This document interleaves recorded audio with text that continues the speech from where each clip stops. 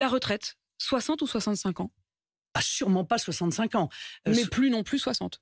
Entre 60 et 62, très clairement. Le président de la République a dit qu'il n'avait pas compris. S'il veut, je veux bien lui accorder un petit rendez-vous pour lui expliquer. C'est pourtant extrêmement simple. Bah dites-nous déjà là, pour ceux qui vous écoutent, qui vont décider de leur confiance ou non. Tous ceux qui sont entrés par un emploi significatif avant 20 ans, c'est entre 17 et 20 ans, partiront à 60 ans avec 40 annuités.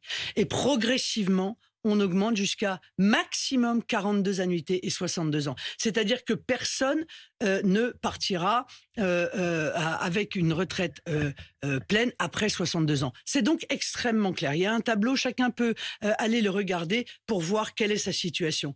Mais vous vous rendez compte, la retraite à 65 ans, mais ça, c'est vraiment d'une injustice absolument totale. Déjà, au moment où nous nous parlons, la moitié des retraités, enfin la moitié des gens qui prennent leur retraite sont au chômage.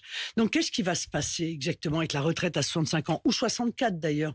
Eh bien, très clairement, les gens n'auront plus de retraite pleine. Soit leur retraite baissera, parce qu'en fait, leur fin de vie professionnelle sera en fait sur la base du chômage, donc ça fait effondrer évidemment le montant de la pension, soit ils seront obligés de prendre une décote parce qu'ils n'arriveront jamais jusqu'à 65 ans. Quand on a vu les scandales d'Orpea et des différents EHPAD, est-ce que vous pouvez nous assurer ce matin qu'avec vous, il y aura une forme de service public des personnes âgées, de la dépendance?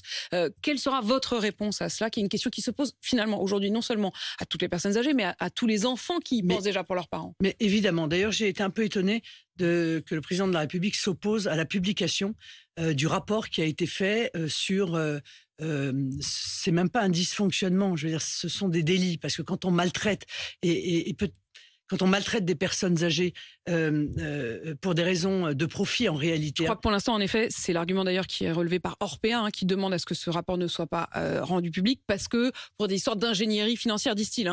Oui, non, mais d'accord, mais enfin, on n'est pas obligé d'obéir au privé. Le doigt Donc on aurait dû lever le doigt sur la couture du pantalon. Enfin, vous vous rendez compte, c'est un sujet national. Comment nos personnes âgées sont traitées dans les EHPAD, c'est un sujet national. Ça nous concerne tous. Vous l'avez rappelé en début de ce questionnement. Donc, bien sûr que tout sera fait pour obliger ces établissements, il y en a d'ailleurs qui se comportent très bien, il faut être honnête aussi avec eux, mais tout sera fait pour qu'il y ait un...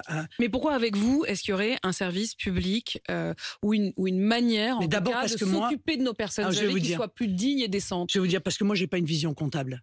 La vision comptable qui a été mise en œuvre par Emmanuel Macron depuis des années et qui fait qu'il a supprimé 17 500 lits pendant son quinquennat, avec ce que ça a entraîné d'ailleurs de manque de lits et donc de manque de capacité de soins pendant la crise sanitaire. Je n'ai pas une vision comptable. Donc d'abord, j'augmente les soignants de 10%, parce que nos soignants sont toujours payés 10% de moins que la moyenne européenne. Ça n'est pas normal, malgré le Ségur de la santé. Deuxièmement, je fais des investissements dans l'hôpital. Je fais 10 milliards d'investissements sur le quinquennat parce que notre hôpital en a absolument besoin. Et puis, je pose des exigences, notamment l'exigence du nombre de personnel par rapport au nombre de résidents, parce que les personnels soignants, ils se retrouvent dans la situation de ne pas pouvoir faire correctement leur travail et ils sont les premiers d'ailleurs à en souffrir. Je ne veux pas avoir une vision comptable. La santé, ça n'est pas un bien comme un autre. La santé, c'est un sujet supérieur pour nous et pour notre civilisation.